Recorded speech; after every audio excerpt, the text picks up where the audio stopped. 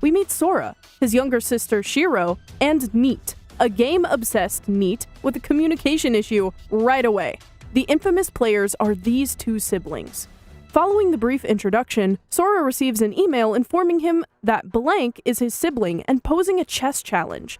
Shiro defeats the person on the other end of the screen, who sends them a message inquiring as to their opinions about the world thanks to his perfect memory of all the game's possible combinations. A message from an unidentified sender asks them to join in a world that is more like the video games they enjoy. As soon as they decide, a supernatural being takes the siblings to Disboard, a gaming realm. Tet, the god of play, took control of this universe after defeating other gods in a long-ago battle. He is responsible for making the 10 Commandments applicable to all 16 races in this globe. Sora and Shiro go on to the capital of the Kingdom of Elkia, where a gaming competition is being used to choose a new king. Stephanie Dola, the granddaughter of the last monarch, is introduced to us by a woman. Stephanie appears to be losing to Clammy. Sora then challenges the woman and risks both his and Shiro's lives in a poker game. However, Sora triumphs with a royal straight flush when the woman lies to obtain a full house. The siblings then see Stephanie is likely to lose Clammy. Sora informs Stephanie about Clammy cheating, and the two siblings go to their room.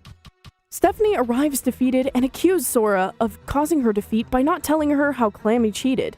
Sora then suggests her to play a game of rock, paper, scissors in order to resolve their fight, and tells her that he'd only choose paper. The rules of this game state that if Stephanie wins, he'll tell her anything she wants and vice versa. In the event that the game is a tie, he will reveal how the girl cheated, and Stephanie will be required to perform a small favor for the siblings.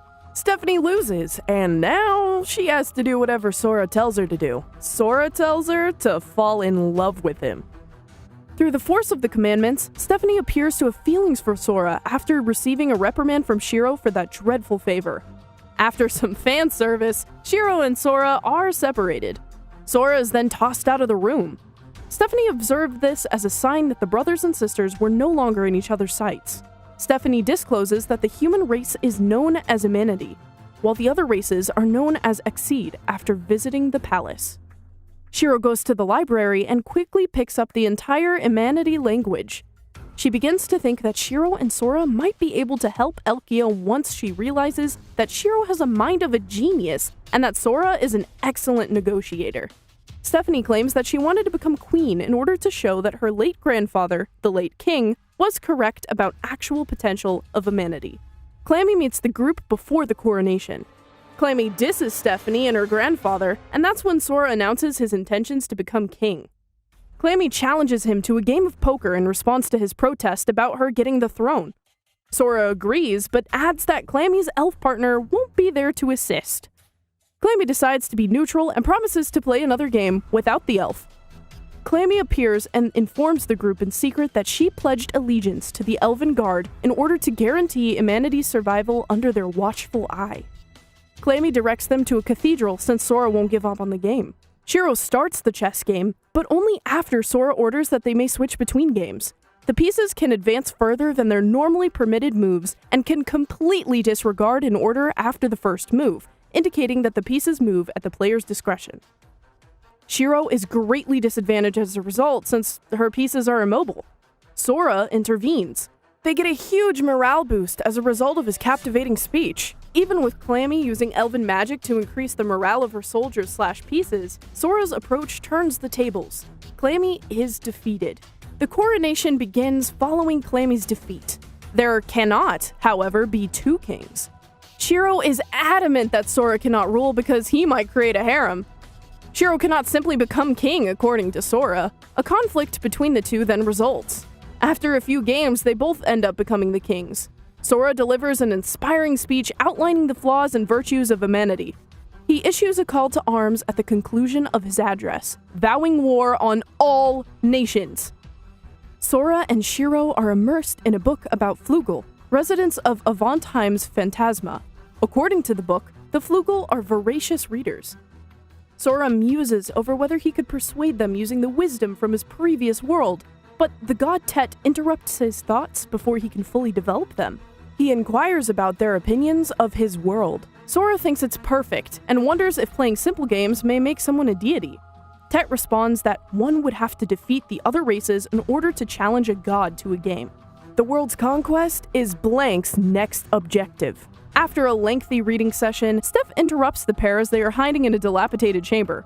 Avant time, the floating city in the sky appears. Steph confesses that in the past, they had to give the country their library. The pair carries on with the intention to challenge the Flugel after receiving some cautions. Blank challenges Jibril, one of the Flugels, and provides a brief background on the Flugels. Sora stakes 40,000 books from another world on their success. She accepts the game and bets everything she has after ascertaining that they are from another world. Word chain materialization is the game. The players are prohibited from using previously used words. They have 30 seconds to respond, and if they are unable to do so, they lose. The game starts. After a few rounds, Jibril says he's just entertaining the two out of curiosity and that she has the right to call it. In response to the challenge, Sora says, "Lithosphere, the surface of a planet." Jibril begins to plummet into a 6,000-degree core free-falling after the spirit circuits are cut off. The two kiss for circular breathing and then exhale the atmosphere after removing the oxygen. By using magic to speak the following word through the page, Jibril avoids the Soundless World and the Burning Region. Columbiforce is used by Sora as defense. Jibril understands that he had this in his mind from the beginning.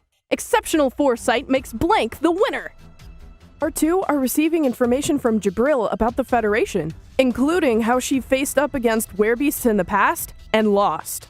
The two cannot plan ahead because it appears that knowledge about the game was deleted as a part of the game wagering. While holding a key intended to be distributed on potential saviors of humanity, Stephanie is thinking back on her time spent with her grandfather. When Jibril appears, he invites Steph to visit the library once more. She walks up and hears Sora discussing with Jibril the reason the monarch had issued the werebeasts with 8 challenges, trying to figure out why such a ridiculous number of challenges would be issued. Due to Shiro and the many accomplishments of humanity, he continues to believe that human potential is worthy of attention. When Steph hears this, she has a change of heart and gives Sora the key her grandfather gave to her. Then Sora unlocks a hidden room. The previous king's diary is located in this space. Sora interprets the book's contents and finds that the purpose of each task was to gather data. To see Hatsuse Aizuna, the group travels to the Elkia Embassy of the Eastern Federation. Aizuna's apartment is where the squad is taken after being led inside by Ino.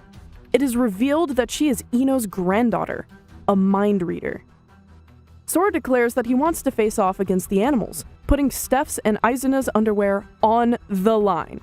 Obviously, that was just a test to discover if the werebeasts were actually able to read minds. If they had the ability, they would be aware that the chance to erase his memories of how all of their games operate is the genuine bet. He discovers that the werebeasts use their extraordinary abilities to, quote-unquote, read minds, though cold reading. The pair tells the Werebeast Council that through analyzing the King's Diary hints, they found that the country had created a video game. Sora challenges the Werebeasts and stakes both his race piece and the rest of humanity. Losing a race component entails being exempt from all of the commandments and reducing one's race to animal status. Although the entire nation shows their displeasure, the game will go on as long as Blank are the representatives.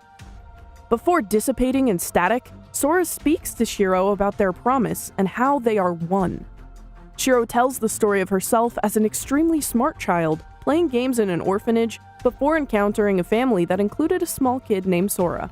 When Shiro comes to, Sora has mostly vanished from her memories, and the world has turned black and white. Shiro rushes to the room where Sora ought to be, but he is not there. Shiro approaches Jibril and asks about her masters. Shiro is Jibril's master, she responds. Everyone's recollection of Sora seems to have vanished. Shiro is overwhelmed by loneliness, as she is made to think that her memories of Sora are fake. She can't forget Blank, though. Shiro confirms that Sora is real by saying loudly that Blank never loses. The group realizes a day and a half has passed since Sora's memories vanished. Shiro begins to reflect on what Sora said just before vanishing. She instantly realizes that Sora and Clammy's game may have involved betting on snatching each other's existence. The scene now shifts to Sora and Clammy interacting, while betting their lives in a game and full control over their companions. Shiro is having a dream about the conversation. Shiro's aware that the game might still be in progress. She finds Othello stones on the ground, which were used in the game Sora and Clammy were playing. Shiro becomes aware that she is taking part in the game, and we see Sora telling Clammy that their partners will continue to play if one of them is unable to do so. Shiro can tell what Sora would like her to do, even though she can't see the board. Shiro continues where he left off after Sora sacrifices himself so he can be replaced by Shiro. Making all of the calculations, she plays 3 Othello stones, one after the other, to win the game, prove Sora's existence, and reintroduce him to society. When Sora resurfaces, the two siblings share a touching reconciliation. After winning the game, Sora takes possession of Clammy's memories and changes the elf, Fi's memory, to turn her into a spy. Clammy puts her trust in Sora after he proves he isn't working with any of the other countries. The kings travel to Aizuna's home the following day. While waiting, Ino directs the players. Stephanie is given a special spell by Sora just before the game. As the game opens, Sora, Shiro, Stephanie, Jibril, and the Kingdom of Elkia are faced against the Federation, which is represented by Izuna. The game setting is a made-up city modeled after Tokyo. The participants are handed bombs and love guns to shoot after the women as they vanish while giving them their love power. A player's own love power serves as ammunition. But if Izuna kills one of the heroes, that person becomes her love slave. Shiro and Izuna are put up against one another. Izuna begins to resist Shiro's pressure, but Sora is stationed as a sniper, and Jibril is after her as she flees and jumps from a building.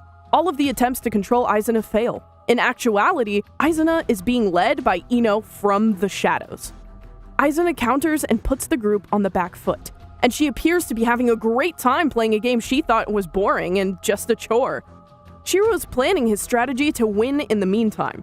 She asks Sora if he believes in her before blocking an attack from Izuna, becoming her slave and now opposing Sora. Jibril rescues Sora via flying. Jibril leaves to afford Sora some time to figure out how to win. Now that Shiro is on his tail, Sora is in trouble. He manages to get away from her and moves towards a building roof.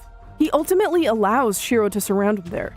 Shiro is tackled before he goes from the building. Izuna attacks, but it's made clear that Shiro was never under Izuna's control from the beginning. Jibril and Shiro both aim at Izuna and fire at her. Izuna morphs when she is about to be apprehended to avoid being captured. Izuna uses blood destruction, a talent only a select few werebeasts have as a result of the match's excitement. Sora and Shiro flee. Sora takes her control and starts using his bluffs. He charges Izuna, anticipates her movements, and avoids the first 2 shots. However, with the 4th shot, his predictions are wrong, and both of the siblings are struck directly in the forehead. When Izuna thinks she has triumphed, she begins to calm down, and her power fades. But Stephanie strikes her in the back. It becomes clear that everything was thoughtfully planned from the beginning when Sora cast the spell on Stephanie. The Kingdom of Elkia is now the winner as a result.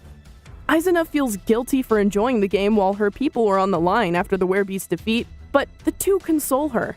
Izuna says with a smile that she won't lose again as she takes the hero's hands to stand up. Saying Stephanie runs in to inform Sora that the Eastern Federation had relocated her equipment and staff before the game. Sora claims to have known already. He then refers to the Shrine Priestess, the authorized representative of the Eastern Federation, and says that the game isn't done. The priestess welcomes the heroes to her shrine and then declares that while she expected Elven Guard to become involved, she hadn't anticipated Avantime's involvement. The priestess then challenges Sora to a game. Sora decides to play a straightforward coin toss game. The priestess bursts out laughing at the idea that, despite the fact that 2 humans destroyed half of her existence, it all comes down to a coin toss. If Sora triumphs, Elkia will take control of the entire Eastern Federation. However, if the priestess triumphs, the werebeasts will be granted self-government rights and resource guarantees. Using blood destruction, the priestess decides that the winning wager is tails. A draw occurs when the coin drops and becomes upright on the ground. By moving the plate under his foot, Sora created the outcome as it was. According to him, the outcome is either that they both succeed or they both fail. In the event of a double victory, both continents would pool their resources, but the werebeasts would continue to be autonomous inside the newly created Elkia Federation. The priestess asserts that the Elven Guard would continue to fight the werebeasts even if all the countries united. Naturally, Sora wants to stop them when they do, in In retrospect, Sora changed Fi's memories to make her relay false information about the game the werebeasts were holding while he was already putting the Elven Nation under his control. The priestess inquires about the siblings' plans as the anime draws to a close. Their goal has already been to defeat Tet, the one real god. Sora can be seen asking the priestess whether she has one. The old Deus, who is rated first among Exceed, is then called by the priestess. We are aware of Blank's intentions even before coming face to face with the one most powerful beings on Discord.